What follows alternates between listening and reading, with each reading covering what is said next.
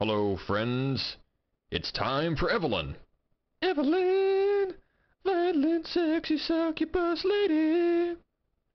Skyen joins us once again, along with newcomer Sade, a very talented freelance artist who, like us, enjoys the League of Legends. We go heavy on the art and lore of Eve's new direction, and there's a little bit of gameplay discussion at the end, but mostly art and lore. So let's get to it. What makes the new Eve tick? Hint, it's sex and violence. Mostly sex, but also mostly violence.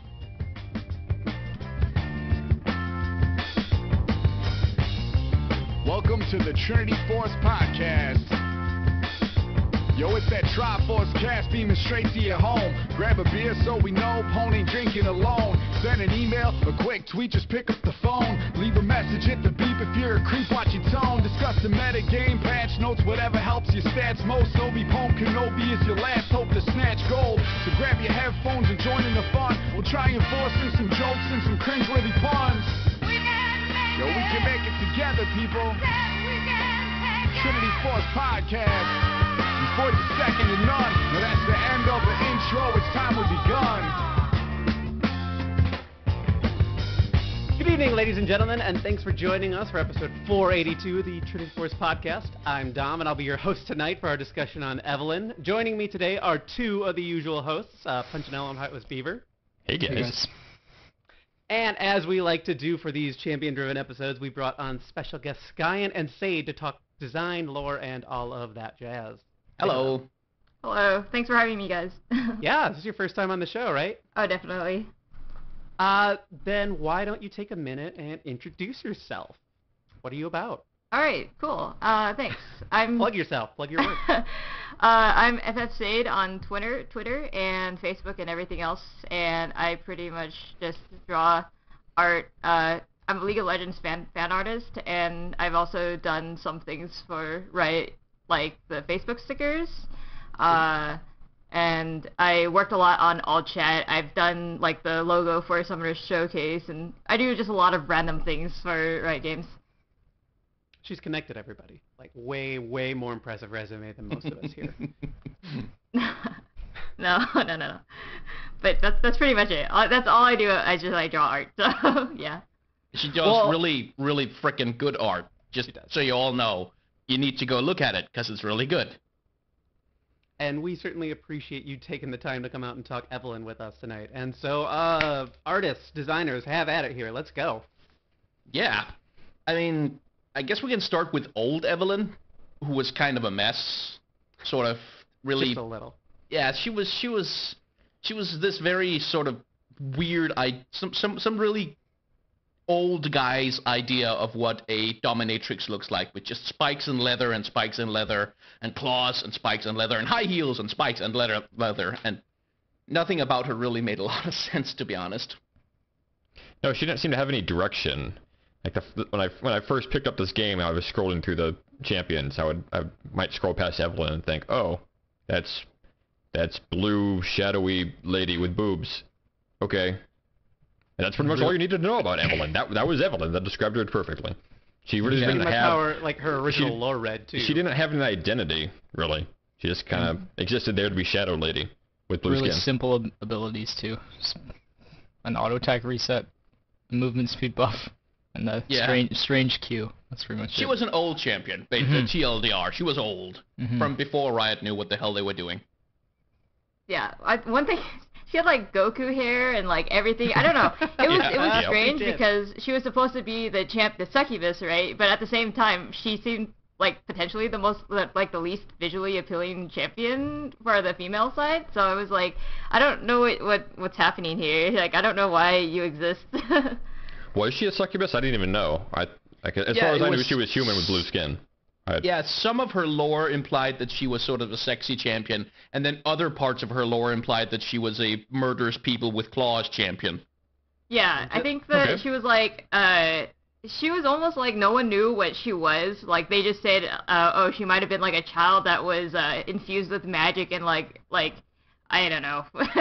It just, they were all over the place with the lore too, so they didn't actually know like what was going on.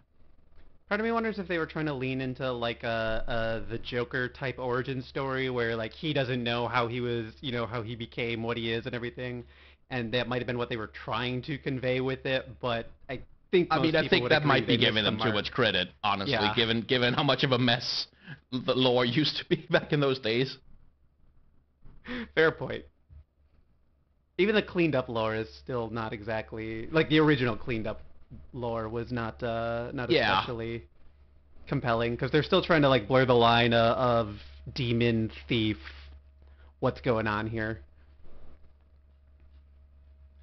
But we got new Evelynn now. Yeah. Okay. And the new design is, they know what she's about now, and what she's about is breasts and butt, pretty much.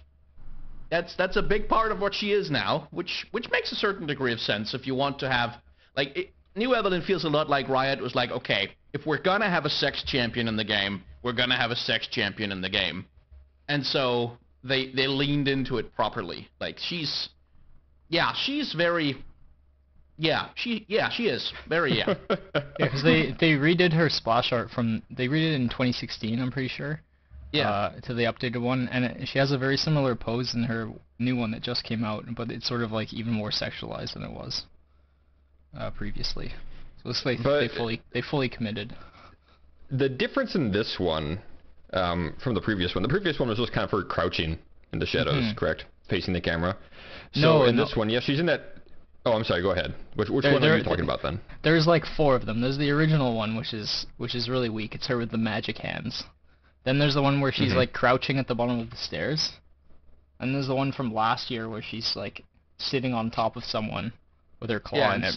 And slicing them to pieces. And then there's the new one, which is very similar to the one from a year ago. Okay, never mind then. I was thinking of an older one.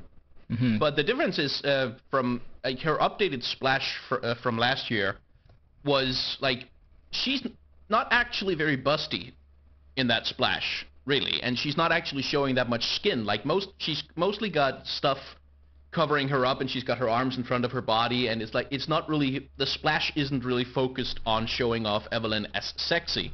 It's focused on showing off Evelynn as sadistic murderer, whereas the new splash is very much about, oh, this is Evelynn, like she's murdering a dude and sitting on top of him, but she's got that finger in her mouth and she's doing that schoolgirly, oh, Mr. Principal, I'll do anything for an A, kind of coquettish, girlish look while she's thrusting the chest forward and the butt back, and like it's very heavily strong, much more sexualized than the old one was. And I think by design, obviously that's the first impression they want to give you. Is the first thing you're going to notice is her sexualized pose and how sexualized she is. And then when you take that closer look, it's, oh, wait a second, what is she sitting on? And why? She has her nails digging into that man's face. Oh, I see. Well, that's a thing.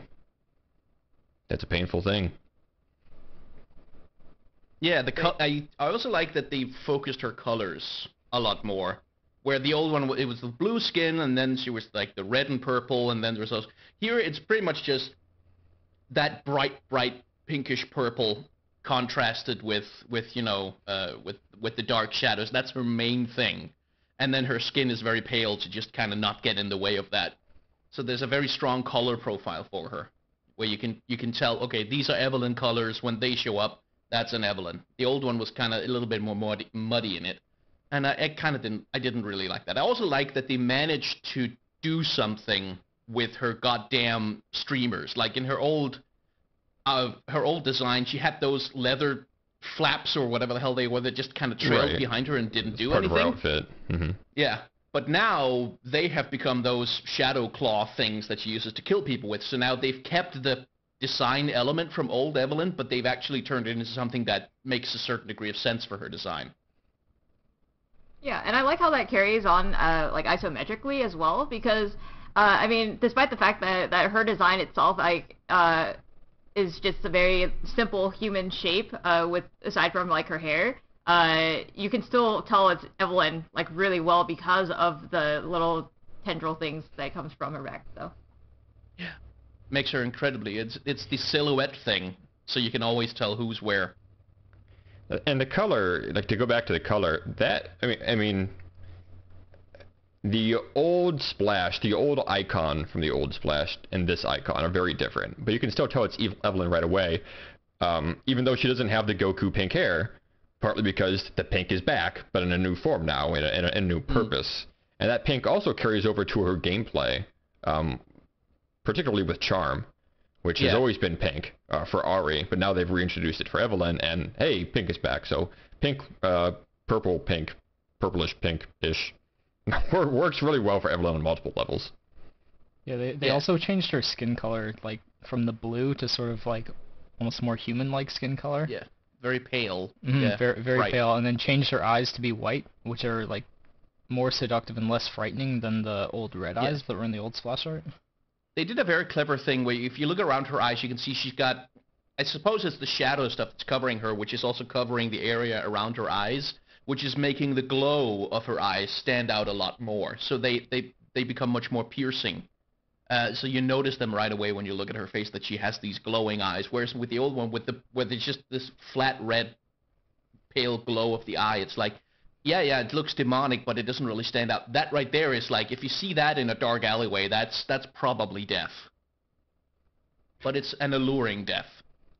The skin tone thing is, I'm glad you brought that up. I'd kind of been looking that, but to me, that's like Shadow Isles, blue, green, whatever it is. Like that's what it screams. And even though they don't really bring that up in her new lore or biography or the story or anything, it still seems like, hey, there's probably some type of connection there that we can sort of infer just by virtue of the. Yeah, I mean, she's a shadow person, so yeah. And I know we haven't come on to the skins at all, but it also makes her like skin tone uniform throughout all the skins, like it probably should be in most champions, unless it's like a Halloween one or whatever. So now she's pale in pretty much all of them, whereas before she was purple or blue in her base and purple and blue in her Safecracker one, which was kind of strange that they weren't sort of all aligned. Yeah. And it helps. I mean, they've done the visual update thing that Riot does, where they take some old concept and they strip away all the nonsense that doesn't make sense, and then they just focus in on one thing, which makes the design much more coherent. Which is something Riot has become quite good at, to be honest. Like, since the days of the first, what was it, Ash, who got the first, like, really big modernization update, which basically didn't do anything to change her design at all. It just updated her model. And then now we're into something like Urgot and this, where it's huge refocusing on a theme.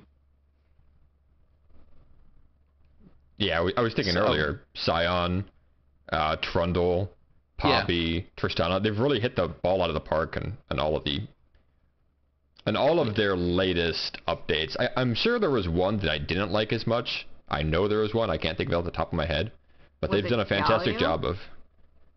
do you have some thoughts on Galio? I was less excited about Galio. No. I mean, I guess like TLDR, like I think I like Galio's direction, but I feel like they stripped a little bit too much of his personality in the process. But I mean, that's like a whole nother story. I guess I like that direction, but yeah, this is the wrong episode to talk about Galio. I mean, that's the interesting thing. Like, old Galio had personality, whereas old Evelynn didn't really have a personality. She was just kind of vaguely, generically seductive and also wants to kill you. She needed a direction. Yeah, there wasn't really anything there. So unlike with Galio, where you can kind of debate whether the new personality or the old personality is more interesting, with Evelynn, it's like, she's got a personality now. It's an improvement no matter what you do. Right, before it was just her whispering threateningly. Yeah. Like, she was just kind of menacing evil person, and now it's much more like, I'm gonna fuck the dragon, and then I'm gonna fuck the baron, and then I'm gonna shove a needlessly large rod up into someone's orifice. They went really explicit on those voice lines, by the way. I don't know if you've seen the compilation of those things. Yeah, good point. Like, and the thing is that none of that really came through in her her biography, the update to that. Yeah. It like I mean, in the AMA, they certainly outright call her a succubus, but to me, like, in the lore, none of that. Yes, she's feasting off like emotion and specific types of emotion and everything, but it doesn't really suggest she does anything except like harm people when they get to the point of giving her the emotion that she needs to feed off. Right. Well, I think that's what she's feeding off of specifically, is the harm, is the pain. That's what she's looking for. Yeah. The succubus part is just to entice them to that point where she can, make them hurt. The seduction is to get them close enough that she can start torturing them and feed off their suffering. And I didn't personally feel like that got conveyed in the biography. I think that's also the censorship problem. Yeah, I mean, it's the censorship problem is where... Okay, that's a good point. Because they need some text on the website that they can directly translate into every single language and culture, so if the text on the website says, and then she fucked them, well, yeah, that's going to create problems like in more conservative countries. Like, I think Korea already got some of her splash art censored a little bit in some of her design because it was too risque. I actually like the censored new splash art more than I like the one we get, basically. Mm-hmm. It just, like, to me, it's a little bit more interesting. There's more going on there. I'm not gonna look this up. I didn't know such a thing existed. Yeah, it's on the Wikia. It's at the very bottom of her skins page and everything. You can see the alternate artwork. Yeah. It's just it has more of the demonic element going on. And like, to me, that just is really interesting, and sort of how it's incorporated into the rest of her. Yeah, that's where the shadows become more of this, like a bathing suit kind of thing. Yeah, it's got, I guess, like the Venom symbiote kind of feel to it. It's maybe the easiest way to describe it. They didn't happen to change the model as well, too, right? Just the splash art? I think they changed the model as well in some territories. Because that one, she's also pretty naked in that one. Yeah. Okay. But yeah, there is a point to it, like, where the censored version is much more explicit in showing that she's covered in shadow, kind of thing. Where, with her base splash, she looks a little bit more like a bikini model with a particularly weird fashion sense.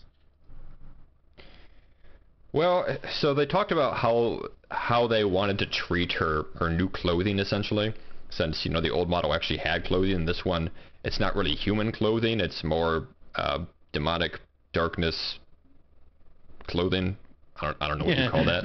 It's non-human clothing, and that's the point they wanted to get across, is that, she's a demon. She's using her looks as a weapon, and in doing so, she's going to apply whatever shadowy power she has to make herself attractive, and in doing so, give herself this non-clothing appearance.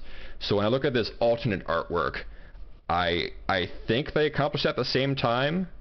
I think the alternate artwork, even though it was covering more, it still looks like a non-human clothing. It looks definitely shadowy, but I see some frills on the edge there, and I'm kind of confused as to if that actually satisfied what they were going for or not. I don't deny it looks good. Yeah, it's just that practical consideration. I know for a fact that the voice lines in particular gave Riot a lot of headache because they had to censor out like a bunch of shit that she says in the English one. That just had to go. Had to be. You couldn't put that in the game and keep the rating in other territories. More so than what she says, I think the delivery on some of those lines is really what makes it. Oh yeah. I think the voice actress does a fantastic job with those. Just how coy she is. Yeah. And at the same time, like, we talk about how risque some of those lines are, but she talks a lot about violence too. Yep. She is very much for the spilling of blood and making people hurt, and oh, he died too soon. That's a shame. He's having so much fun. Yeah, it's weird for an assassin character to be sort of upset when she succeeds. Yeah, that's a good point. One thing that kind of disappointed me a little bit about the design update is that they leaned so hard into sort of the young girl, or sort of very young adult, young girl titty model kind of thing, where I would have liked to see if they took her a bit more in a direction like Camille, where she's a slightly older, more experienced, more mature kind of character. I would have liked to see like more than one champion who's like over 25 among the ladies in League of Legends. It's kind of would have been nice, something that's more focused on the hips than the bust. I don't know, I think she's got some hips too, so... True. But having a highly sexualized, like, character. Making them young just makes them more attractive to the sort of games audience, which is males between the age of, I guess, 15 and 25. Yeah, I mean, we kind of have this body type. We've already got it like 15 times in League. Like, this is Misfortune and Syndra and Elise, and like that's. My thing is just I want It's variety. not hard to argue that the only difference between Evelynn and Morgana is that Morgana's wearing half of a dress as opposed to Good point. high heels. But once again, if you think about the champions that have been released in the last couple of years, there hasn't really been like a highly sexualized champion. Did you see Tarek? Yeah, okay. Well, let me rephrase, like a highly sexualized female champion. Yeah. So yeah, like when was the last time Tarek we and got... Kane were both like fairly sexual, but yeah, as far as like female characters go, all the ones you're mentioning, those are all like ancient characters like that have been around. Yeah. Sona, all of them have been around since the beginning of the game. Yeah, Riot has been hard at work is... trying to kind of balance out the roster a little bit in the last few years. Exactly, which is nice for sure. But at some point, I expected this to happen, and I'm not surprised they went all in on Evelynn. Yeah. Yeah, I mean, somebody said, some Red said that they wanted to revisit this at some point. They wanted to revisit a sexy female character, and this is the perfect one to do it with. And like Skyen said earlier, they went to 11 because with the redesign team, they've done such a good job of refocusing a character to a specific direction. Evelynn's was already there for the taking. It was violence and sex. So let's just take that and then bump it up to the highest we could go. Yeah, without getting the age rating bumped up. Yeah, well, that's the tricky part. That's usually, yeah. And Evelynn is also the perfect champion for it because sexiness and sexualization fits her. Like, it works with her theme. I would have been more annoyed if it was like... I'm always going to harp on Ashe as a design because she's the Frost Archer living in the Freljord in the frozen north, and she's running around in a miniskirt with her breasts out, and it's such a dumb design. And it's because she's old, and it's because she used to be just the Drow Ranger with the Drow crossed out and Ashe written in crayon, but nowadays it just makes her for a design that just doesn't work with where she's supposed to be from, or what her lore or her character concept is supposed to be. Clearly you've never visited Minnesota in the winter, man. We're all running around in shorts. We don't give a shit. I've seen the pictures. Yeah, I wonder if at any point Riot's probably going to revisit some of the older characters. Like, I know like they did the whole Sejuani, and they redesigned hers to fit more towards Freljord attire. So that was really cool. And I know that as in terms of lore and stuff, they've been mellowing out the characters or like providing them with more serious backgrounds. Like with Misfortune, she's a very it's almost up to the point where her lore is actually like it doesn't really match like what we play in game. Yeah. But I wonder if they'll do like a Sejuani thing to any others. Yeah, I mean, I just want Ashe to stop looking so dumb, and Morgana to stop having her tits out for no reason. It makes no sense. There's no point to it except that the fallen angel bikini top. I have to think that the reason that so many of the older characters are like that was to draw in that initial player base. I mean, that's just kind of like video game marketing 101 for new games. It's like, tits! Look at these! Now play our game! It's that and its laziness. Like, because the League of Legends, the old champions there was no coherent theme. There was no coherent overarching anything to them except let's just take a bunch of tropes and character archetypes and just shove them into this game. And because summoned from another world. Like, it was just it was a ragtag kind of... And that's when you get designs like Morgana's, where it's, why does she have her tits out? Because evil means sexy, and that blah blah. It's because they didn't put that much thought into it, which is fair enough when you're a small company doing a scrappy little indie game. Mm-hmm. Yeah, at the time they were focused on getting the like MOBA rolling, which is totally understandable. But now that they have more time to spend on these and more resources, we can really see the quality that they're coming up with. Yeah. Now if only they'd release new champions who were just as good. My subtle little burn. I'm worried about the next one. It's certainly T again. T? What? Which of the recent champions haven't you liked? Curious. I kind of haven't like, and Kane was kind of a mess for me, because it's like he was supposed to be this duality kind of split thing, and then they just kind of made a pretty boy who can become demonic, but they never really incorporated it into his base design, and they used that old boring thing where this black hair with one colored streak, and like it was just it was kind of a flat design for me anyway. The last really great design was, I think it's either Tom Kench or Talia. Not Ivern? Yeah, I love Ivern. No, he's fun, but he's like He's very unique. Yeah. I don't know. I thought Kane was I personally liked Kane. I think he appealed to the player base as well, for a different reason, not because they'd be sexually attracted to the character as they would be to someone like Evelynn. Oh, you did not see Tumblr when he came out. Sure. Okay, well, I mean, maybe not. So, to some people, yes, but then you can also potentially identify with that if you're in sort of like a struggling period where you're not sure, you're caught between multiple minds, you're a teenager, or you're getting into your 20s and you're still in that phase. I mean, we've all been through it, and Kane is clearly going through something like that, so everyone could relate to him, which made him a very appealing character. Yeah, he's an anime protagonist character. He's basically very much that kind of thing. And that works for... And there aren't tons of those in the game. It's basically like him, Ezreal. I don't know anymore. Then the rest is skins. Mm-hmm. The Star Guardians and shit. Tarek. I just love the diversity that they're coming up with. Tarek is a man. He's not a boy. He's a man. Yeah, that's true.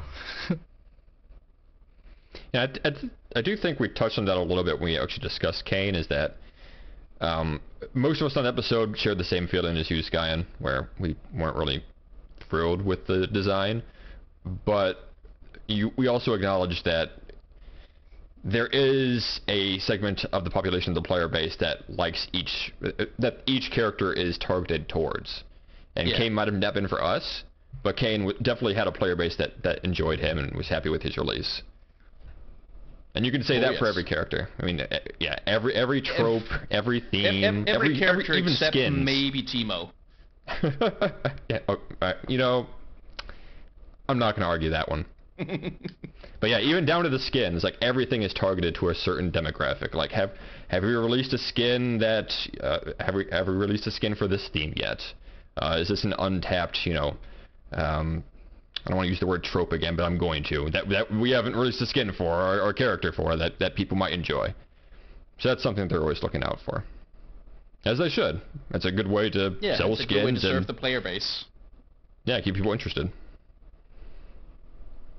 So, bring it back to Evelynn. Are we gonna do a quick recap of the lore? Oh, the lore. Oh yeah. Do we have anything that we want to like talk about with the artwork before we move on? No, I think Lore's, well, Sade, did you have anything you wanted to throw in that we... Not really. Didn't let you say? I think we, like, established everything about it, or, like, all the bases, so... Did we talk about her skins? Or oh, yeah, we haven't actually done that. Yeah, we haven't touched on those yet. Some of those haven't seen updates for a really long time, sort of like when they redid the Nidalee ones. So they all look fantastic, but that's by comparison to their old splash arts, right? Yeah.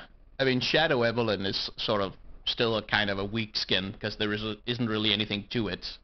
They tried to make it sort of vampire-ish in this one, but it's still kind of, it's just bland. It's got the Kane effect in the splash art. I do love Tango Evelynn. I love her model as well. It's very, very pretty. I'm not sure if they changed it, but I know the splash art had like blonde hair, or like a blonde tint, and then this one has like blue hair, which is sort of like the model, which is sort of I think they changed the model after people on Reddit complained about it. Oh, okay. Mm-hmm. That sounds like a very Riot thing to do. Actually, at least as far as the splash art goes, I really like the change from that the new Masquerade Evelynn went to. The old one, I mean, Evelynn was bent at an impossible position for the way she is otherwise, you know, throwing her arms out and looking up at the camera. And this new one has that kind of, that lazy, I don't know, Renaissance feel to it almost, and I think it adds a lot more personality to that specific skin that was, you know, kind of missing from the old. Yeah, I don't even certainly remember the old flashback. Masquerade skin. I don't think I've ever seen that splash. You know, page. I will. it's- Punch in our Slack sent a cool site that actually lets you use a slider to go over the I did. the skins, and so you can kind of really just directly compare. Let me see if I can quick throw that up to Are you sure? everybody else here. Yeah, that was that was me that did that, but yeah, you know, it's Oh, really good. yeah, sorry, Beaver. Yeah, the old Beaver one's did it. really terrible. She looks like she's standing on the seal of Orichalcos from Yu-Gi-Oh, and she's bent over at like a 45-degree angle. Yeah, and that, you can't do that with a spine. And the new one, it's like it fits her personality perfectly. Like she's trying to charm you, and then you see her tail, which is once again like very prominent in the background. Yeah, And ready to the old stab. Masquerade sort of like that whole centaur girl effect. Yeah, Yeah. that's really you can't. That's not a way for a person to stand. That's no way to treat a human body or a demonic body or whatever the hell she's supposed to be. And I'm just reminded of, I want to say it was a BuzzFeed video, but I can't remember who did it. And it was you know, a bunch of different women trying to do all of the comic book poses that you see that are just totally outrageous. And you know, they were laughing about how ridiculous all it was and everything, but it was just outright impossible for actual human beings to do any of those poses that were so frequently showing up. And so I was really like glad to see this one get changed into something that was way more Yeah. like just realistic in It that also regard. makes, I mean, I have to say, when the character looks like she's comfortable and relaxed, that also makes her a lot sexier than when it looks like she's about to have a discus prolapse. Like, ugh. Yeah, and I really like what they did with the Safecracker too. I know it was quite simple, but they added the purple to the side of her jumpsuit, which is sort of in line with her main colors. Yeah. And then I obviously didn't even notice put her- that. And then they obviously put her tail spike in, which Yeah. is front and center kind of, and made her seem more like more confident, sort of in her face, which is, and then made her skin color from purple or from blue to white, which is Yeah. consistent with her other skins. But yeah, I was think just, they did the Safecracker is just kind of a minor little touch-up, which is quite nice. They also revealed more of her breasts in that one, just to go to fit with her increased sexualization. And also a bigger butt. Yeah. Could you excuse me just a sec? yeah, definitely. Yeah, that is Significant difference. that's a significant difference there. And I would never have noticed that if certainly without the slider thing. But yeah, like even I hadn't really picked up on it until you pointed it out just now, saying thanks. That's funny. And a lot of other things. Yeah, as a All right, general now rule, I I gotta look think at the this. splash arts they're fantastic. So Did so in that AMA they said, you know, they want her to be a succubus and everything, and do we feel like they actually accomplished that? Like I feel like a succubus has like everybody hears that word and immediately like you know what's going on. You expect, all right, this is a person that's just going to use sex to get what they or to drain somebody else basically. drain the life of And the I victim. And I realized that like the extent of my knowledge of that type of creature, aside from what I picked up anecdotally here or there, was basically came down to Dragon Age, like the encounters you have with succubus characters in that game. Like that was the extent of my real. So I started reading into it. I was thinking, well, maybe there's more to these creatures that we're really missing out on, because video games in 2017, and like. The base of it, that's really what it comes down to. Like even like in the oldest forms of history, and I'm sure like the stories get way more involved and stuff. I certainly didn't have time to read any of those, but like the basic description is demon in female form that takes the form of a woman in order to seduce men, usually through sexual activity. Like that's our Wikipedia definition there. yeah, kind of the opposite of Pennywise the clown. Who's a male and uses fear. Safe. Yeah, I actually sort of like the direction they went in terms of like how she started off as like some entity that didn't do anything. Like she was just watching people, but after the Rune Wars happened, she's developed this like what she became today, and I think that's sort of like just like, oh, is the world really that messed up that she would become distorted to become this sadistic entity. So I didn't even pick up on that. That's fascinating. Yeah.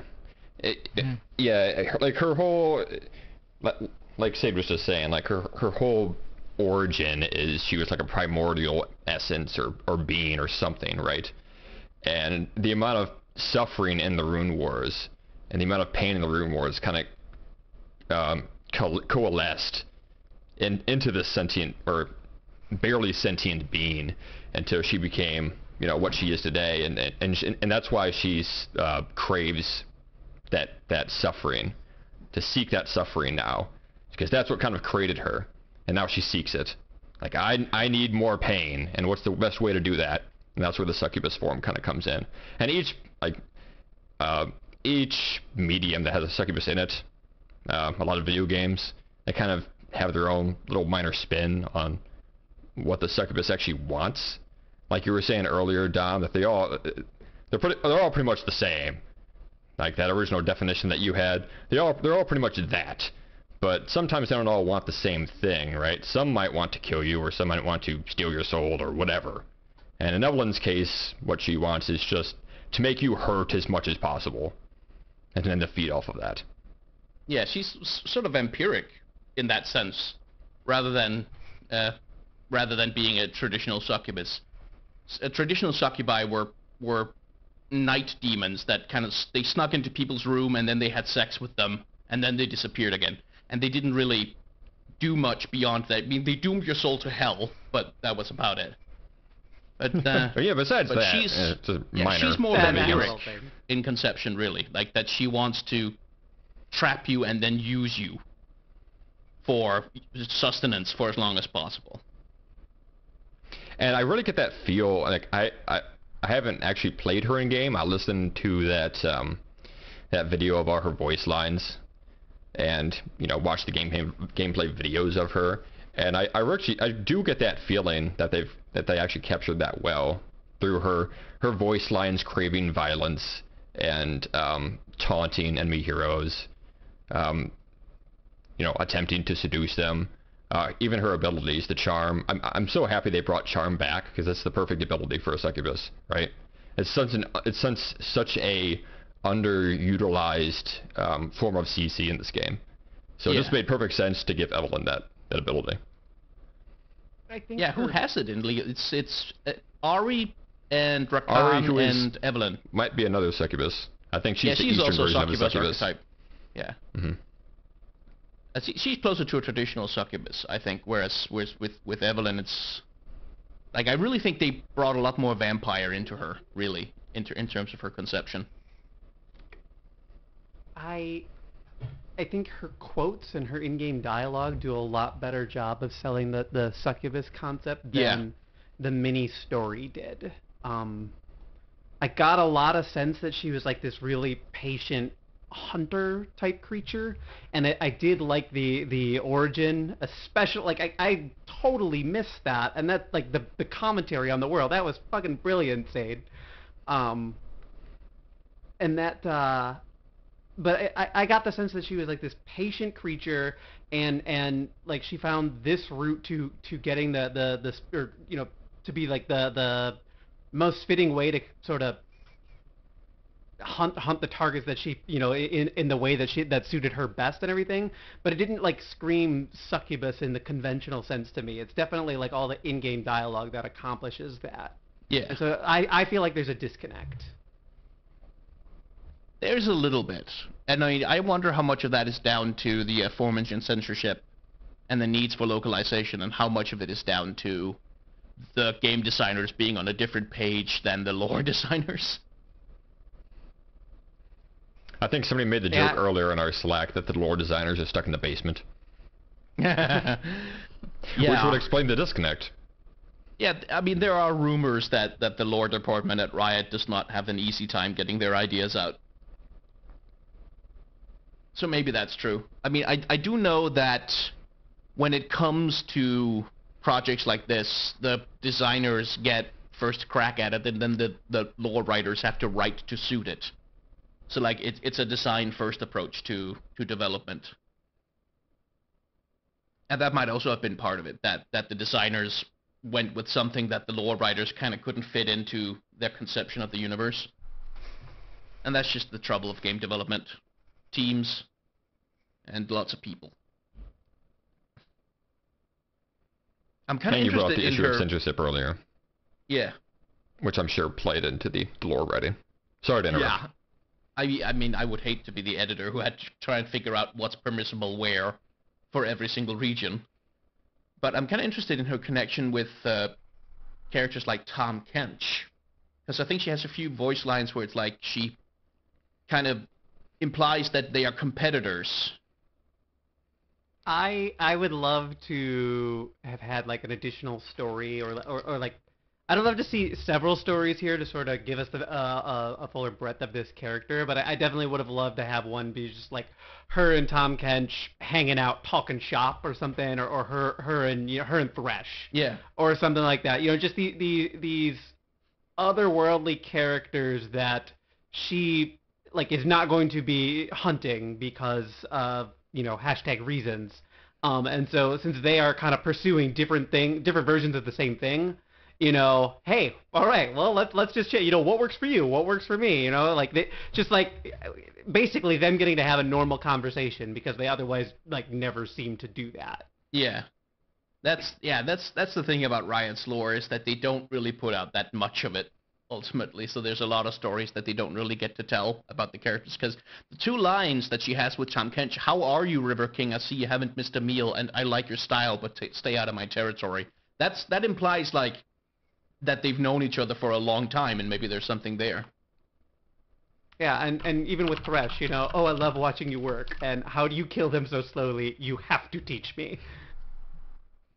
I mean, like there's just so much, even in just those 4 bits of dialogue that like leaves so much to the imagination and just makes it really, really interesting to me, like way more than just the way I like them, big and stupid. It's like.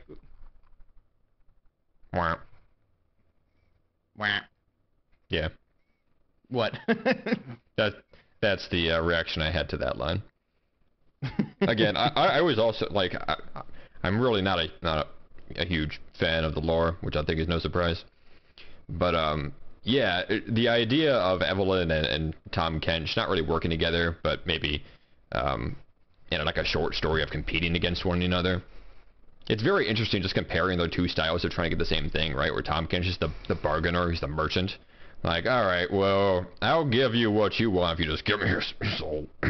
just your soul. And then Evelynn, goes about a completely different way. Yeah. Her short story was kind of interesting because that's one where I feel like censorship played into it. The basic gist of it is it's her trying to find a victim, and she chooses this family man, this father of 2 with a beautiful wife and gorgeous children, and everything about his life is perfect, and then she manages to seduce him, and then the story implies that she's about to torture and kill the whole family. But throughout the whole thing, like, it's a short story about Evelynn, the mistress of pain, the demon of torturing people slowly, where she doesn't ever hurt or torture anyone. Like, she doesn't do it. It's that selection process, though. Yeah, it's the selection process, and then it's kind of implied that she's about to do bad things, but then they never actually get there.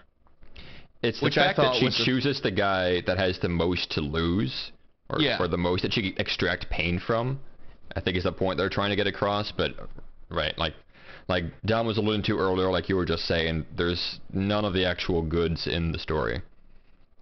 There's not much seduction in there. There's not much violence in there. There's nothing that she really would... There's nothing that is really the essence of her character in there. It's just, her decision-making process. Yeah, there's also not much of... There's also not much of her character, period. Yeah, there's not much of her character, period. It's mostly just...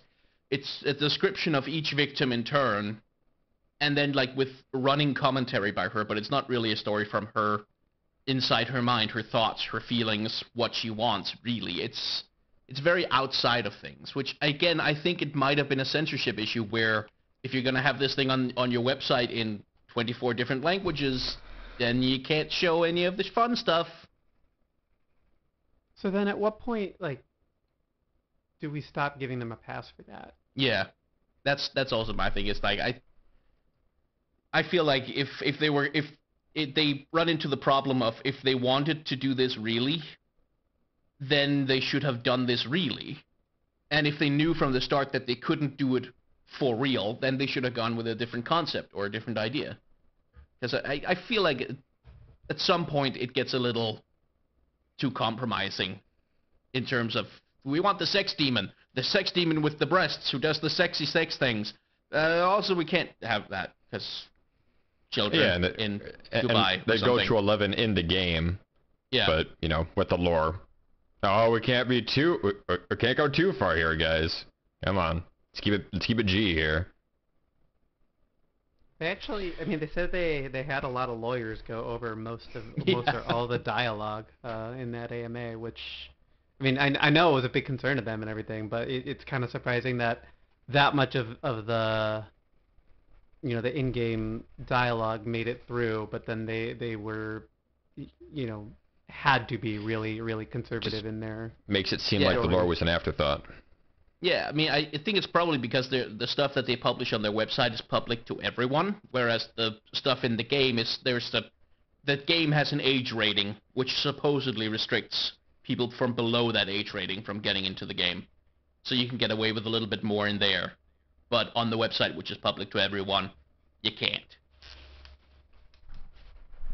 I do think, like, I also, when I read the little thing the little snippet, it definitely felt really, like, unfulfilling, but at the same time, like, now that I think about it, it just, because it went so thoroughly into her selection process, it sort of strengthens the fact that, like, man, like, what would she do to, like, kill an enemy Jace or something, you know, like someone, like all those, like, Demacian champions, or, like, the, you know, some Piltover, or just champions that are so, like, high and mighty. And at the same time, it's like, I even shows in her quotes, like, she wouldn't even bother trying to torture a Mumu or something, so Yeah. Yeah. That's her best burn, is that, like, she doesn't even want to torture him. He cannot find a friend, not even one who wants to kill him. I wouldn't torture you if you were the last person on Earth, that's the line. Well, I find it really, it's now I'm real disappointed they didn't have one for Jace. Yeah, or Garen.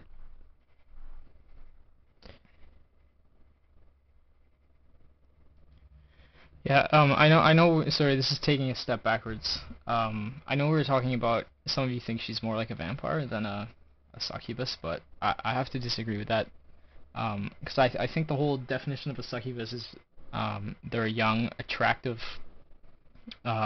entity that sort of ropes in their prey, and then once you get close to them, you realize that they're actually quite terrifying. Because, like, the original succubuses, or succubi, as they're actually called, date all the way back to, like, the Zohar in sort of Jewish religion.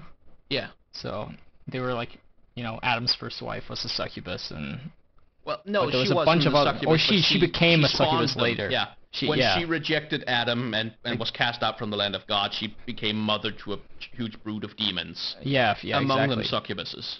Or succubi. And a lot of those succubi, they were sort of attractive, but then when you got closer to them, they had, like, the bird-like claws or the wings, and I think that's definitely what they're trying to go with, especially in her artwork and her design. But I have to agree with all of you, like, it's kind of hard to take the lore to the next level when you're dealing with subject matter issues and censorship.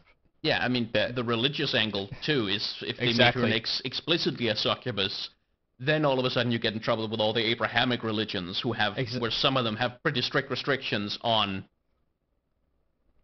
what you can show in terms of, you know, spiritual demons. Mm-hmm. Yeah, so as far as, like, branding the game worldwide, it makes it even harder, and I think they did a good job. It does leave us a little bit sort of unsatisfied, but I think if you look at it as a sort of the big picture, you kind of have to give them a hard pass, because they tried hard. And as far as the design of the character goes, I think they knocked it out of the park, especially with the artwork stuff. And her in-game model is actually really good. I like the way it moves. I like the way the the spikes are like very central to what she's doing and all of her abilities. And I like how they updated her abilities, and they're not just boring like they used to be. Yeah. It's a much more set in stone playstyle now than she used to. She's very much gone full assassin mode, which is very much like a theoretical succubus and kind of what they try to hint at in the lore, with her ultimate sort of executing people when she's charmed them and dealt damage. Yeah, I love that they got the seduction mechanic in that she can't just cast charm on someone. She has to cast it, and then everyone lagged out for me, so I don't know where we're at now. I apologize. Yeah. We're talking a little bit about her kit, I think, but I like the lust dust. I hate the name of it, but I like the ability that you cast it, and then you have to let it sit there for a while. You have to chase the target around, and then finally you can execute on it, which kind of mirrors the idea of seduction, which is where it's not just a you're in love with me now, but a thing where you have to pursue continuously. I like that they got that little thematic thing in there. I also like her shadow form. Like, I like the way that that's executed. The way that the spikes change shape and kind of point forwards instead, and she becomes more menacing when she goes into shadow form. Yeah, you mean her invisibility? Yeah, definitely. Yeah. It's yeah, they did a good job with it. I'm also glad that she's not permanently invisible. But that's from a champion design point, like for game balance. That's not for she can't put that into the lore. It's camouflage, right? That's what they call it now, where it's a thing where you can see them if you're close enough. Yeah, but that comes back to it. That's a completely different subject, which is stealth mechanics in video games. And I mean, in her old state, basically she was highly abusable by really good players if she was too powerful, which left her in a void where she had to be underpowered simply because of her passive. Yeah, allowing her to be visible. But now she actually has counterplay in the early game. I've played against her a lot, and she's quite weak in the early stages. And it's not until she unlocks that Demon Shade camouflage that she really starts to snowball games. So I'm really glad what they did here. Sort of what they did to Twitch as well. Like, the camouflage is still the main part of their kit, but it makes it more abusable in the early game. Yeah, it makes more ways to play around it. It makes her more in line with those level 6 junglers that get that huge ganking power spike at level 6, like Hecarim. Yeah. Eve has potential to gank pre-6 with charm, but she's kind of reliant on getting behind her opponent or hitting that skill shot, which, you know, not very easy to do if they see you coming from a long way off. Yeah, so as far as like overextended laners go, it puts her in line with pretty much anyone who's average at ganking, like Warwick and Volibear and those kind of champs that have sort of like not the best CC situational crowd control or displacement abilities. It kind of puts her in that same category, instead of her just being behind you because she walked up with her invisibility. Yeah. There's also a clear window between when she unlocks her invisibility at level 6 and the point in the game where everybody has enough control wards to keep an eye on her. So you have that period of time where you can make her count or not, which also allows some counterplay. Yeah, it makes her easier to play against in the early game, because you used to have to ward her camps instead of actually warding jungle entrances, similar to when you're playing against Shaco. So it puts her more in line. But now she has an absolutely insane level 6 power spike, because not only is she unlocking her invisibility, but she also... I'm using camouflage and invisibility interchangeably here, but her passive, she unlocks that at level 6, as well as her execute ultimate, which is really powerful. So big power spikes. It's kind of nice to see that on a jungler. Yeah, we haven't really had any interesting junglers for a while. Like, Kayn was sort of jungler, top laner, hybrid kind of thing, but Evelynn is clearly meant to be 100% jungle. Yeah, Kayn's kind of like, it's pretty basic champion. Ivern was probably the last 100% jungler, I think. He came out, what, a year ago? Yeah, something like that. Yeah. And then before that it would have been Rek'Sai. So all three of them are very unique. And it's Kindred. The jungle sort of, yeah, Kindred. Oh, I missed Kindred. Kindred also very unique. Maybe a bit too powerful when they released her, and I think Evelynn's sort of on the weak side right now, but I don't blame them for releasing her sort of slightly underpowered. Yeah, just because of scared. what's happened in the past. Yeah, better to play it safe with the invisible hero. Mhm. Which I've seen a lot of people try her mid. It just feels like a waste when she has, Yeah, then what's the point of her permanent camouflage?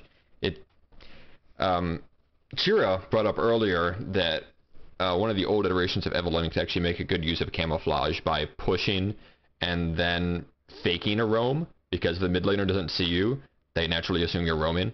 But you could just be waiting for the mid laner to follow, and then Evelynn could gank you. So Evelynn can make use of a camouflage that way, but her laning phase just seems so incredibly weak. Yeah, plus, Now, I mean, with all of Kate her Spike abilities, isn't there, like, pretty much all of her abilities have more power against monsters in the jungle. Mm-hmm. Yeah, So she's if complete. you're She's in mid lane, complete you're just jungler wasting now. that power. Mm-hmm. Yeah, and another thing I forgot to mention, she also gets like an empowered E when she goes into her invisibility, which makes her level 6 even more powerful. Good God. I forgot about that. Yeah, that's her it's like only a triple gap spike close. then. It's like a triple, it's like a 3-headed power spike, and any of those abilities isolated is not overpowered, but when you combine them together, you get something that can be really hard to deal with, or it can be really punishing for the enemy team if you have a good Evelynn on your side. Which is fine though, because then it gives her that sort of realm of counterplay, sort of similar to old Rengar when his exclamation mark basically meant you die. The counterplay to that was your jungler being good and getting vision set up so you knew where the gank was coming, and then you could counter gank it, and that's very similar now with how Evelynn plays out. I like it better on Evelynn because when you see the direction that she is when that alert finishes, you know you can dodge perpendicular to that. So you kind of have it in your head already, okay, I'm going to dodge this direction as soon as she pops up. With Rengar, it wasn't as effective to know that he was coming because he would just jump on you and you'd die anyway. There was no dodging the leap. It was more effective for team counterplay. But, yes. And Evelynn is also, as far as team fighting goes, the fact that Lust Dust, it doesn't reveal her, but it shows where, it shows that she's targeted you, means that your team has time, sort of, if you're an AD carry, which is probably her main targets in team fights, assuming she's going a full assassin build, which seems to be the way they're pushing her, it gives you time for your support to get in position to help you out. For the I think every time I've come up against Evelynn, I've either been Morgana or Tom Kench. So it was such a non-issue to see those hearts forming over somebody that was like, oh, okay, well, I got you, I got it, problem solved. Yeah. So, but it's nice when champions have like clear counterplay options.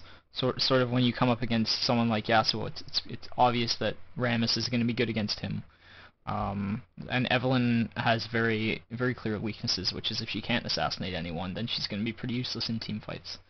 So I'm glad that she has so much counterplay, but because that's what you really need when you're making invisibility champions. Mm-hmm. Yeah. And that's why Lust Dust doesn't just charm you out of invisibility, because that would be broken. That would be broken as hell. That would be insane. Mm-hmm. I really like how they add that little indicator of which direction she is once it finishes. I feel like that's a unique and very effective way to play against her, because she has that skill shot now that she needs to land, unless she's behind, and then even she can counterplay that by just getting behind her target and saying, I don't even need to land the skill shot, I can just use E in melee range and guarantee the charm. So it works on both sides. My only worry with that, it also lets her zone out champions without revealing herself. Yeah. Because she can tell someone, I'm here, and if you don't move back, I'm gonna charm you and you're gonna be dead. But she doesn't have to actually reveal her position. My only worry with that indicator is that it's so subtle. I worry that most players won't even realize what it is if they didn't watch the champion spotlight. Like it flashes really quickly, that little directional arrow. Like if nobody told me what that was, I might have no idea what that was for, and I'd completely ignore it. Yeah, I mean, it depends what rating you're going to be playing at, I guess. You know, I mean, I just played 5 games It doesn't- against her, and I didn't even know that was a thing. I'm just learning that right now. I played with so many people that asked, what does new Evelynn do? You'd be surprised the number of people that don't read patch notes. Yeah, I haven't actually lost against her yet, but I don't think people have been playing her properly. She's very much it's a sort of two ways to play her. You can inflict like huge burst damage on squishy champions right away, or you can play it more like a real assassin, and you can wait on the flanks until your team has done a bunch of damage. And when the crowd control's down, you can go in, try to go for your less sus target, or just execute a bunch of low health people. I mean, if you don't lust dust someone, then they're not going to know where you're coming from. Yeah. So sometimes there's an advantage to not doing that. Does lust dust make sense as a way to chase down someone who's fleeing? Like, do you have a way to reach that? Only if you can hit the skill shot, right? Mm. To charm them back towards you. But Because when you lust can dust also use them, it to they'll know slow. where you're... Oh, that's true. You could easily use it. Yeah, you can just slow them right away. Yeah, she's really good at cleaning up team fights. Sorry, go for it, Tom. she shouldn't. You shouldn't be able to, if you hit the ability basically before the 2.5 second point reaches and everything, you're not gonna get the charm. You'll get the slow. You will get a slow, which though. Which, as Yeah. Skyen said, is enough to like chase people down in fights, finish them off, basically. Well, does she pause to cast it? Or can she cast it while running? I think she casts it while moving. She can cast it while moving, but don't forget that when you're ganking or using her like level 6 power spike, you don't have to wait for the charm to go off. You can just use the slow, because oftentimes a slow is enough to get a kill. That can be seen with Ezreal Jungle right now. His only crowd control is red buff, which applies an 10% slow at level 1. So if that works for him, then just remember that don't be greedy with the charm.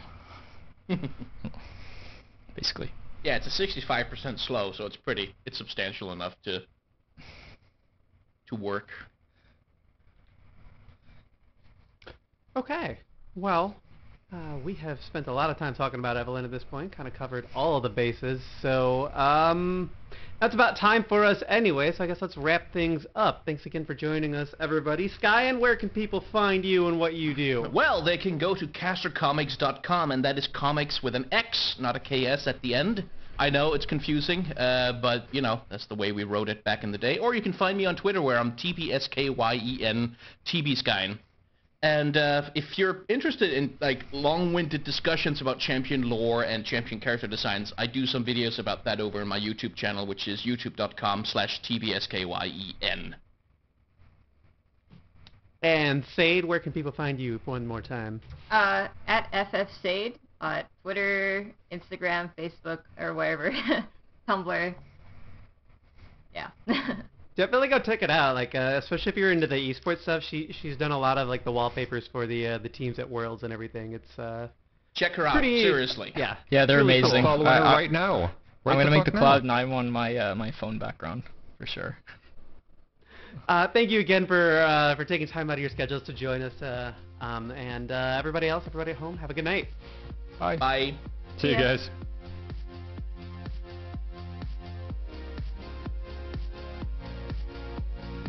Thanks for listening to our product and being a member of the Trinity Force Network community. If you have a moment, please head over to iTunes and give your favorite show a comment and a rating. If you're so inclined, you can check out all of the other great shows in the network. We've got a wide variety of content from League of Legends to general gaming and role-playing podcasts. If you'd like to follow us on social media, we can be found at Twitter, Facebook, and Reddit under T-Force Network. We've also got a Patreon under that name where you can support your favorite shows with a small donation each month.